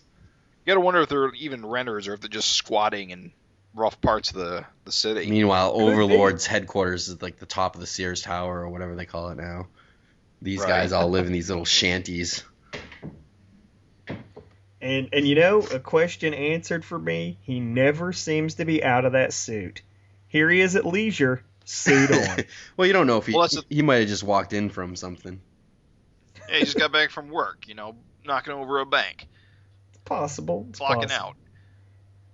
I do think I think somebody had mentioned on the forums that they wished that this lady's name had been mentioned, but it was just kind of like, more like, it was just tragic, just that like her only appearance you see is her just wrecking everything, I love thinking about like first time readers or someone that picked up an issue for the first time and them reading Dung's the text of that, whatever Dung's saying, and then just people reading it and being like, what the hell? I don't understand this. Like his dialogue, like, you're leaving today? Oh, day. Like, what? And isn't it funny? I know you're gonna laugh, but like, didn't he use kind of those like language tics of Dung's to like an effect? Like he was like, shaw. Yeah. I like and there's the scene where he's talking to his wife or girlfriend or whoever it is, and he's like, I gave you everything you asked for. You couldn't have had kids, but I gave you 2 girls, but like, what? Who was this woman really that would be so desperate as to entertain Doug? It does seem sort of absurd. I like it though. It's superhero comics, everything's absurd. It's awesome. This was my suspension really of disbelief can only go so far. We still don't know if he can jump out of that suit or what. I think it was funny. It was mentioned somewhere that like they must not stink too bad, because that was the first thing I was like, how could you even live around like old shit cannons and the twins there? Well, and like stand your life. But you get used to it after a little while. Your nose adjusts. But yet there's like flies everywhere. That's true. And his daughters or whatever that it seems like when they walk they just leave puddles of poo. Yeah. Oh yeah. Very, very, very moist household, I'm sure. It wouldn't be good. Something interesting though that this does establish is that Dung may actually be pretty goddamn powerful if he can like generate sentient life independent of himself. Well, I don't know if they're actually saying that. I mean, he might have worked with octopus and open face or something. I don't know. Did they say that? I didn't take it as that. But I want to say that, and it's all kind of the thing I don't like to get just from like, it being said on the internet or whatever. But I want to say that, like Eric said, that he got help with these two. Oh, gotcha. Yeah, I feel like it was on a Twitter or Facebook post or something where he was like, these two, but it's not in the book. In the book you just don't know yet. Yeah, but when they find out that they're not quote unquote real, I mean, I don't know. It almost seems like, what am I trying to say? It almost seems like they aren't aware of their origins, I guess. I don't know. It just. Yeah. They're made. They may just be. We don't even know how old they are. That's true. They may be like giant, like 8-year-olds or something like that. And they're girls. The fact that they're both girls, I guess that was a surprise. I didn't pick up on it.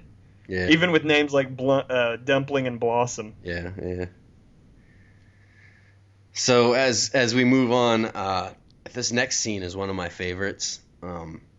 It's kind of Powerhouse and Flash Mercury, who've become almost like a buddy team, which I really enjoy. They're kind of like a new Deadly Duo version in my eyes. They're kind of like goofy-looking dudes that are trying to do good now. And I enjoy them kind of like on the elevator ride up to see the new head of the Vicious Circle, and they don't know how they're going to be treated if, and it seems like they're getting intimidated by the other Vicious Circle dudes. Like, you see Roughneck being like, "Your toast, Peckerwood." It's kind of hilarious. So I kind of like Firepower being the new lead, the new head. That was a surprise. I like his design. I don't know how much of a screw-up he is historically, but he seems like a pretty with-it guy. I've always thought he was cool looking, so to see him like become more important is cool. Well, wasn't he one of the ones who Overlord toasted back in the early days? Yeah. Yeah, so like almost right away, and it was like, damn, it's like Eric makes so many cool villains, and it's like, the guy's the coolest looking villain, and it was like, I couldn't believe Eric just toasted him right away. But then he came back, so that was cool. Now he's having his day in the sun. I think this scene's also cool too, because we see a couple of old school characters like Roughneck. We see that character Myotis, who's kind of like that bat looking guy, whose only other appearance is his only other appearance is issue 132. So it's good to see him making another appearance. I like seeing characters reoccur. Also, that background guy with the chainmail, I think you can only see he has like half his face is armored. That's Assassin, and last time we saw him was in issue 159 when like the Vicious Circle. It was kind of like during the Dragon War type thing, and the Vicious Circle was kind of turning into a bunch of good guys under Flash Mercury as Overlord's rule. Right. And last time we saw him, he was getting handed over to the authorities by another Vicious Circle goon. So neat. Somehow he got out of jail, but it's not really mentioned. But yeah, it's Assassin. It's funny, too, the contrast, like you were talking about, where he has a firepower. Whoever is the lead of the Vicious Circle has a nice place, and, like, the members of it live in dumps. Yeah. You get to see within this same issue the, like, stark contrast between, what it means to be the leader versus to be an underling. So you kind of get that idea of, that's why it's such a desirable position. Yeah, definitely. And in this scene, that was pretty cool. You get this kind of like shocking statement by Firepower. It's just like, he's telling Powerhouse and Flash Mercury that they have to leave Chicago within 24 hours. I was thinking, wouldn't it be cool if they headed to Detroit and bumped into like the Deadly Duo and they became like a super team? What I was going to say is, don't you feel like what's cool about this is you guys kind of talked about it, like the soft reboot, and these two characters are like the no respect kings. Yeah. They're, I think you said anytime like you see Powerhouse on a cover, sales drop, but it's like kind of getting these two out of Chicago, a little bit of house cleaning, and it's appropriate that they're like partners as they leave. Yeah, right. Yeah. I mean, I don't know. I think Powerhouse lets himself get pushed around a little too much. Because I've always believed that he's really powerful compared to like Dragon level or Mako level. Yeah. But you never really see it though. Sometimes is that he just seems to roll with whatever he's told. He always winds up the flunky and not the leader he really should be. Right. I don't know. No one wants to follow him. Look right. at Well, it. that's true. I mean, actually, that's probably a really good point. Actually, now that you mention it, it's just that no one will follow him. Yeah, it's kind of tough to throw your weight behind Chicken Head. Oh well, he's got a hot girlfriend. Even the Claw, the minute he sees him, first lays eyes on him, he goes, Chicken Head's attacking me? It's like, the visual thing is very important here. Yeah. And just, I know we're going to be strapped for time, so kind of moving on quickly. We get a few more scenes of Waylon Whipple, Octopus's son, and he lives in a dump too, and he talks to Open Face, and it's revealed. I don't know if it was revealed before, but they talk more about how Open Face is a clone. Right. I think that was mentioned last issue. Yeah. So they're still working on breaking out Cutthroat Kid, right. who I guess is in, what do they call the penitentiary? Stronghold? Yeah, Stronghold. I do want to add real quick before you get off that page that they do let you know that Open Face is living in the lab. His clone, I mean. So his clone's in the lab is the new thing there. He doesn't have anybody over him. He just lives in the lab. So it's kind of like the same old facility. He's making use of their same toys and stuff. The other thing, Jim, if you want to theorize about what Octopus Jr. there's octopus limbs might be, here we see him putting on his boot. So it could still be his legs. You never know. You never know. Yeah. Sorry, I don't want to derail you. Just thought I'd throw that out there. No, that's fine. And as we move along, we see Mako all pissed off, and he's rampaging through the street, and we see an appearance by Red Giant and Star.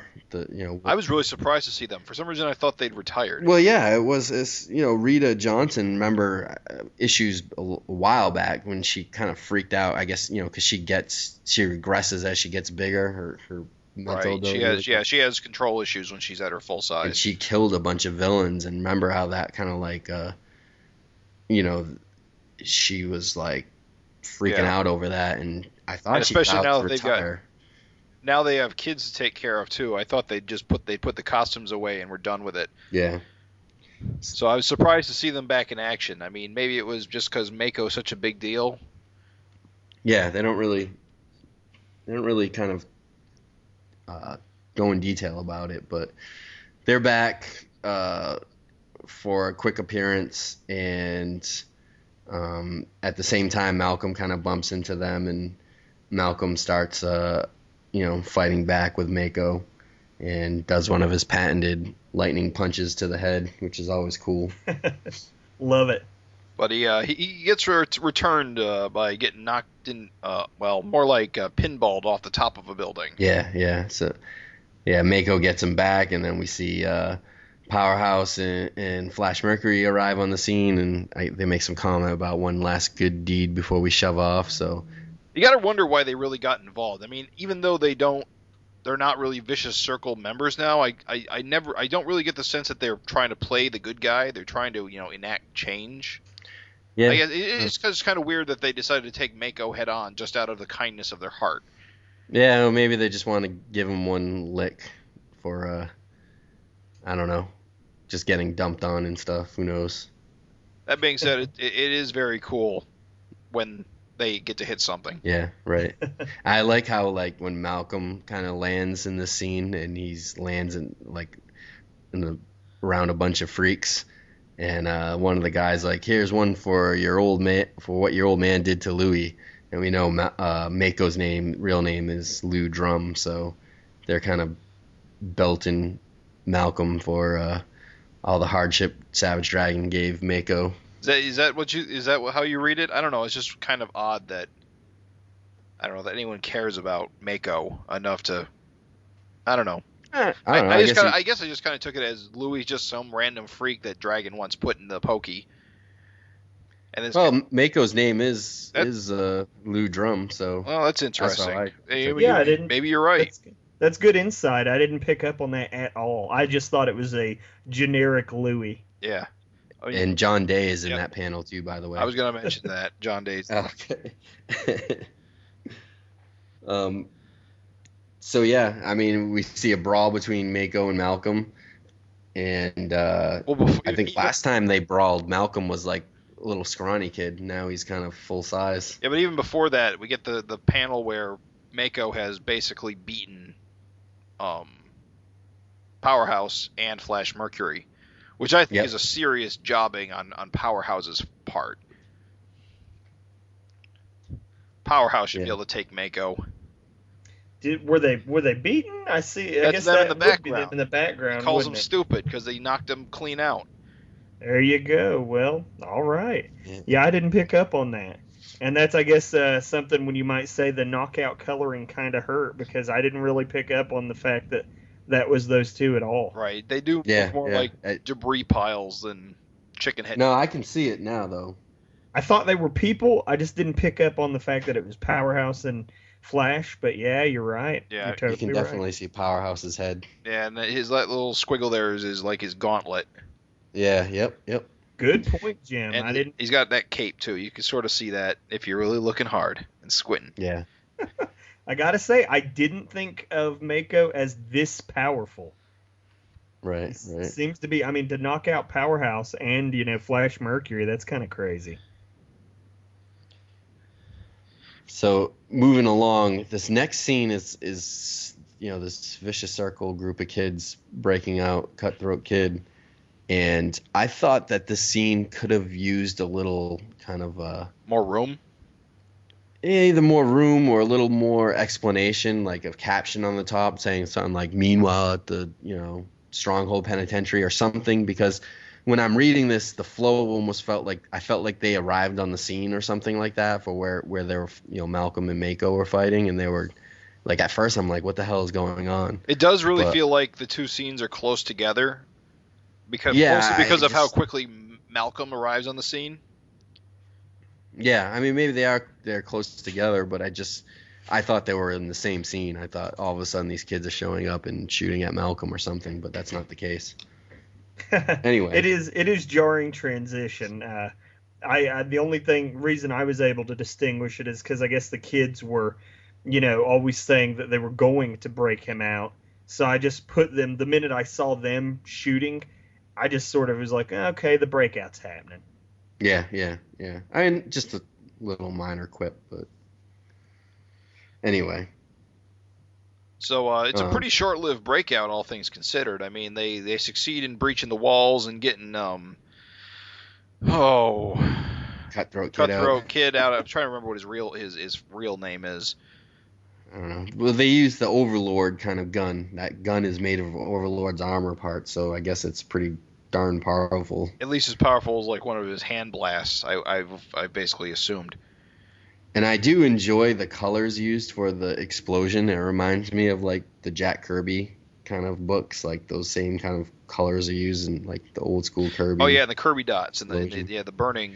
Well, the dots, but just the use of like the yellow, orange, and reds and the way they are just reminds me of that. It's probably the most gradient shading in the entire issue. Yeah, it's neat though.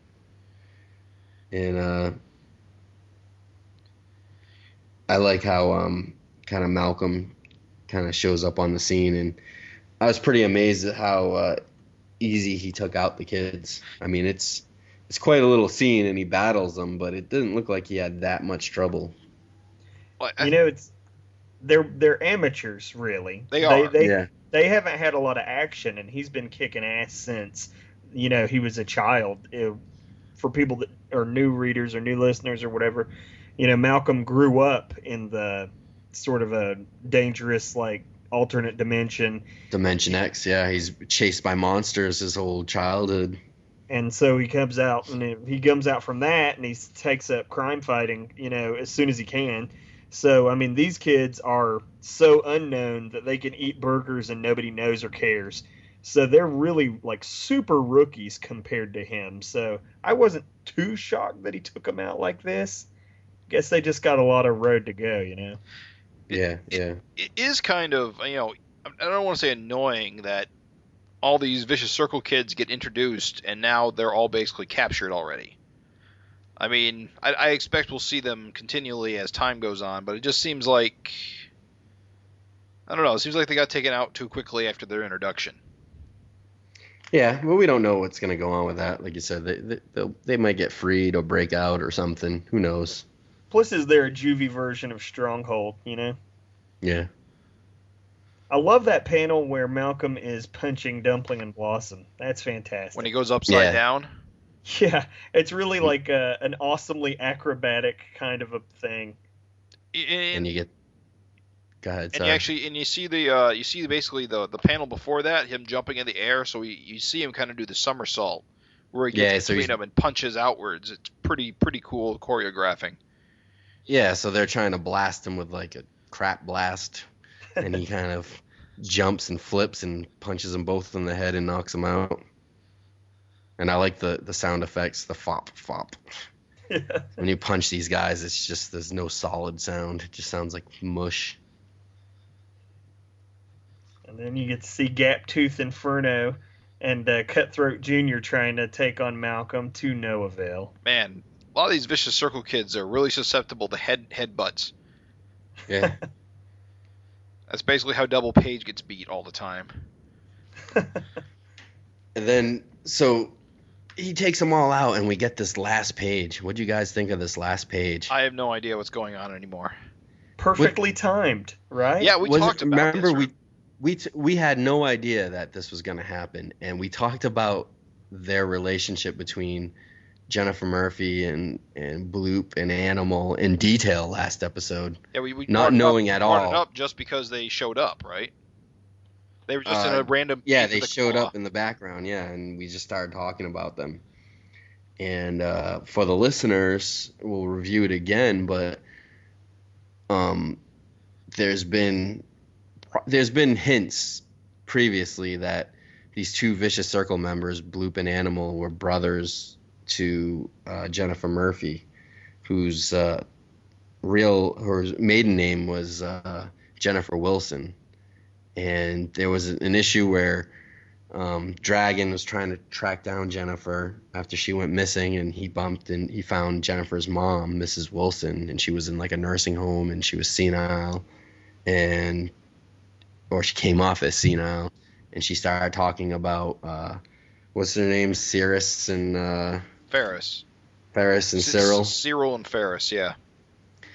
Who we knew, I think, like, those were the names of Animal and Bloop because of Savage Dragon stories from, like, whatever, the 80s that aren't in canon with this new Savage Dragon that Eric did. So all of, like the Megaton, I guess, type Savage Dragon stories or graphic fantasy, I forget which it appeared in, but we knew that Bloop and Animal were called Cyril and Ferris, I believe, from those episodes. So we know that stuff's not canon in the new series, but you have to believe that Eric kind of kept their names. So, you know, in the back of our minds, a lot of people on the boards were making that connection that, you know, Cirrus and that Bloop and Animal were related to Jennifer Murphy.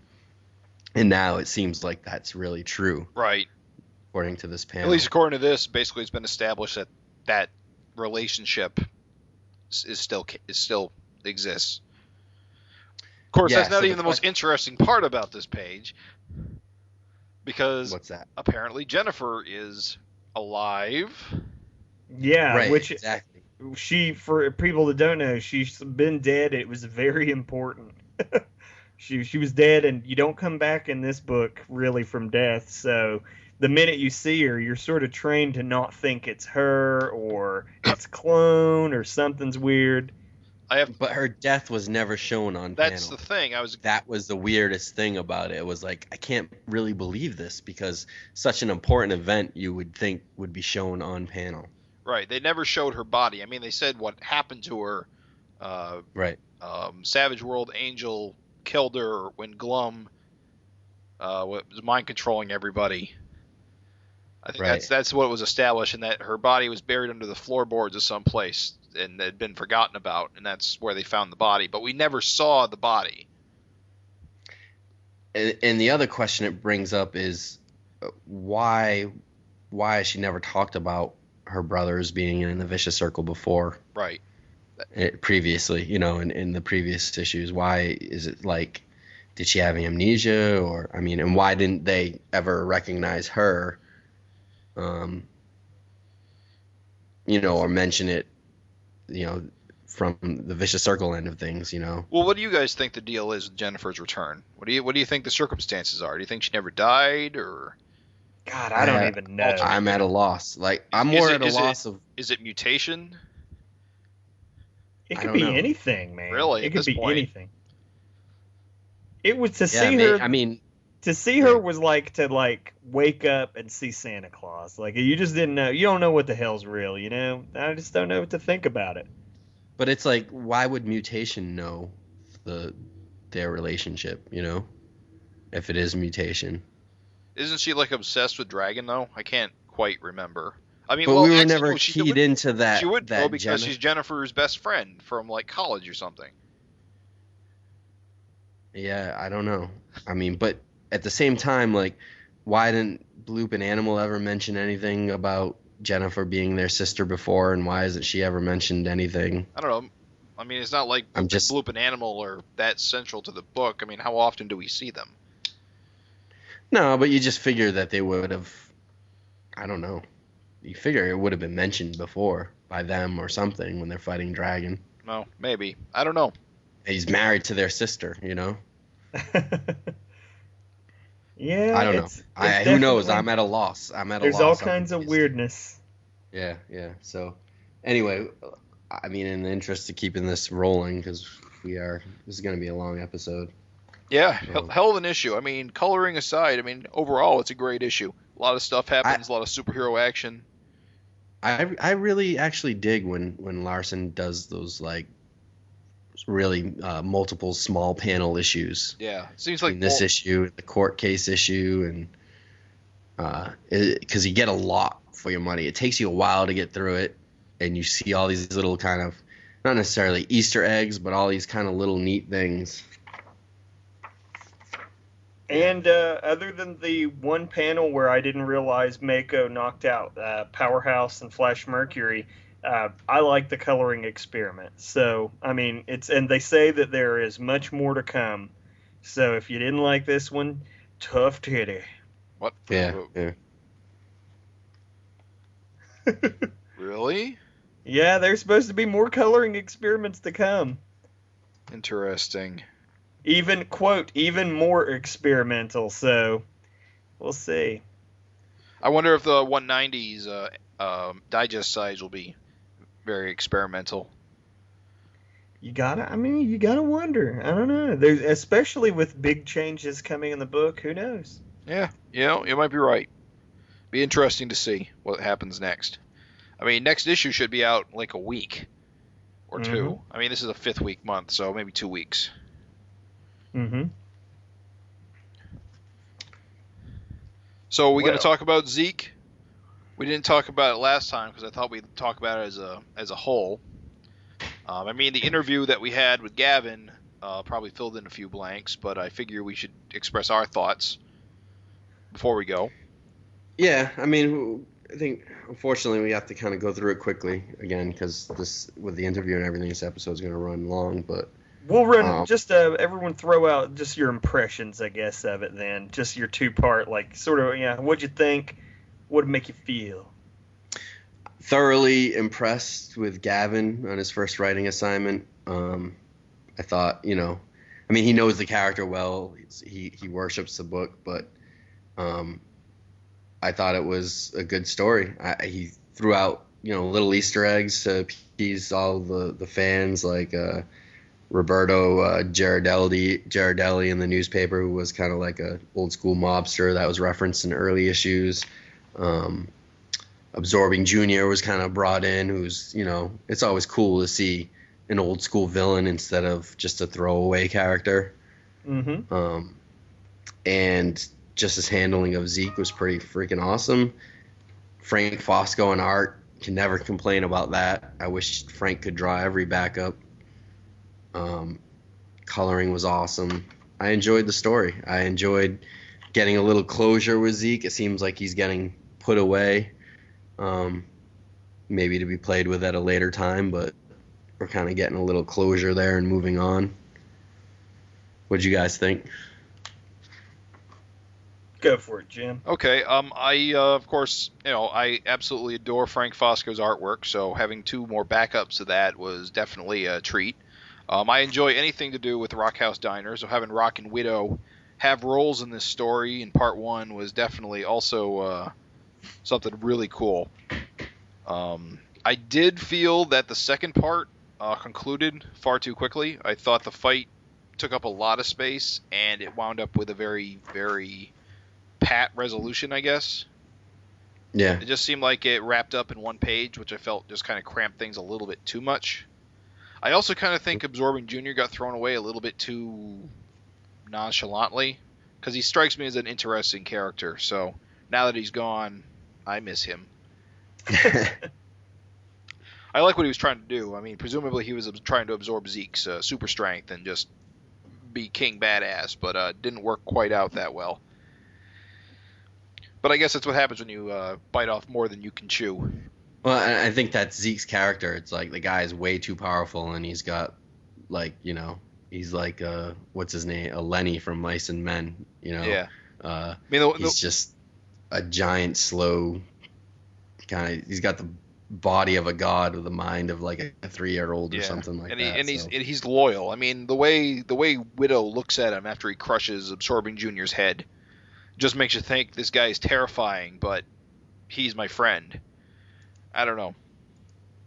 She looks scared crapless, like, wow, like, he's kind of like having a pit bull or something like that. It's like, 1 minute is your friend, the next minute you're kind of terrified because he's like biting off the mailman's arm or something like that, and he could like turn on you if you kind of stepped on his foot. If you cook the burgers wrong. Yeah. I thought, Atlas, I don't know, he's supposed to be Zeke's father, I guess. I don't know. I don't know a lot about him, and I don't think this really said a lot about him. Mm-hmm. I don't know. In a lot of ways, I didn't really care about Atlas or what he wants. Yeah. But I don't know. It was good overall. What did you think, Raven? I was pleased. It was a very nice backup. Fit very well with the main book. Always nice when the backup can, sort of complement the main reading. I loved, Fosco's art. He brought it. Gavin's writing. Impressive use of pacing. A lot of folks, it's a very small page count on these backups, and it is a challenge to tell a good story with very few pages. So, given the page constraints, fantastic use of pacing, great art. Especially loved the stark contrast between the coloring in the backup versus the coloring in the main issue. So you get to see, just sort of some of what I'm talking about with all the screen and, lens flare and all that good stuff versus the main where it's just always, straight thing. And one's not better than the other, they're just different. And, I don't know, it's really great looking, good action, good fights. The fact that there was a fight for each one of them that was, at least of power versus power, Zeke's power versus his own power, and then, Zeke's, what you would think, father, probably have an edge on him. It was interesting matchups for both parts. Overall, very impressive, good stuff, loved it. Yeah, same here. Frank draws a mean action scene. I really enjoyed it. I think Gavin did a great job writing it, and Frank did a great job drawing it.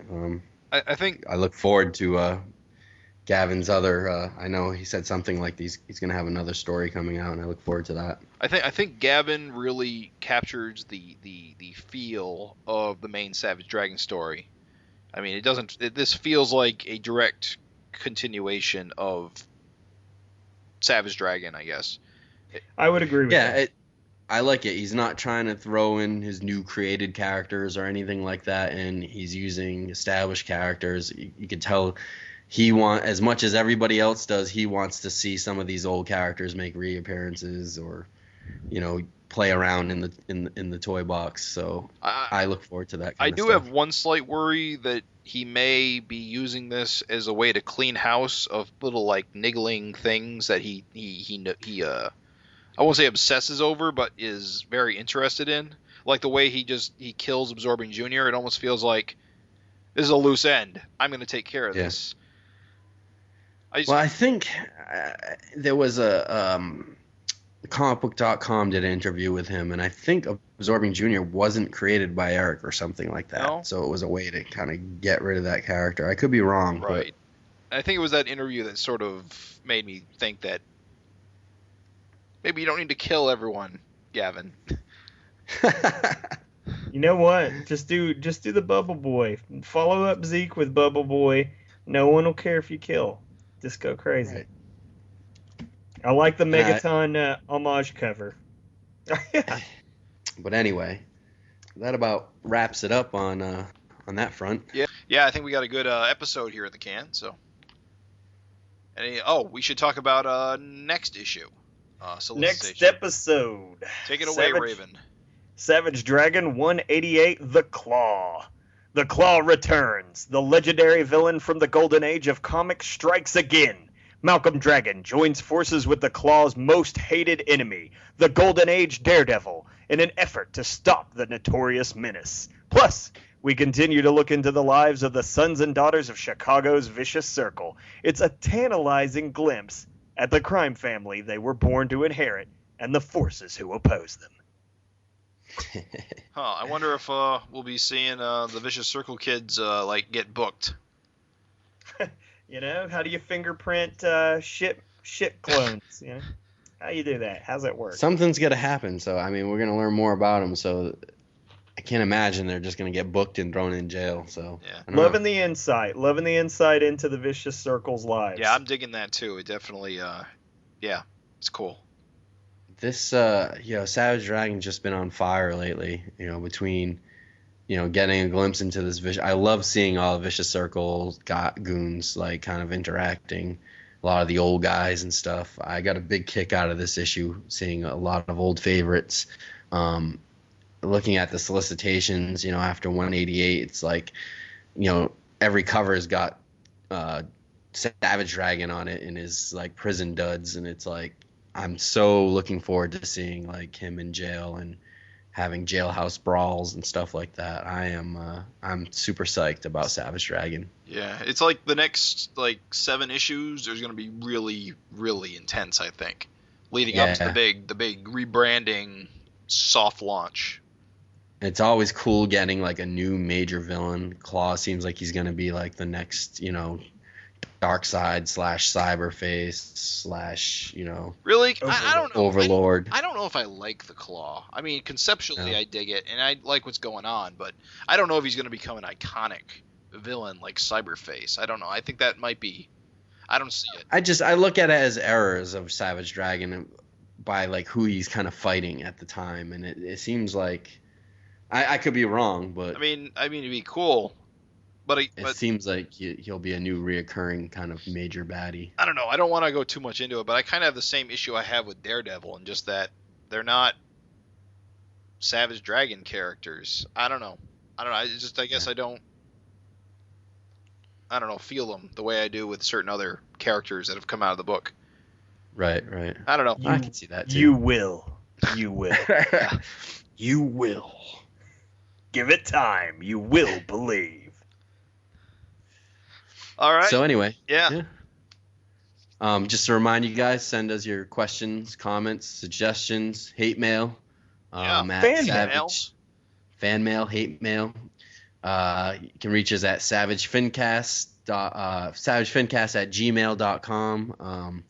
Don't forget to answer our trivia. I'll have another prize or prize pack for the first winning answer for our trivia. So again, that's SAVAGEFINcast@gmail.com. We look forward to hearing from you. So yeah, good show, guys. Have a good one. Thanks a lot. Check you later.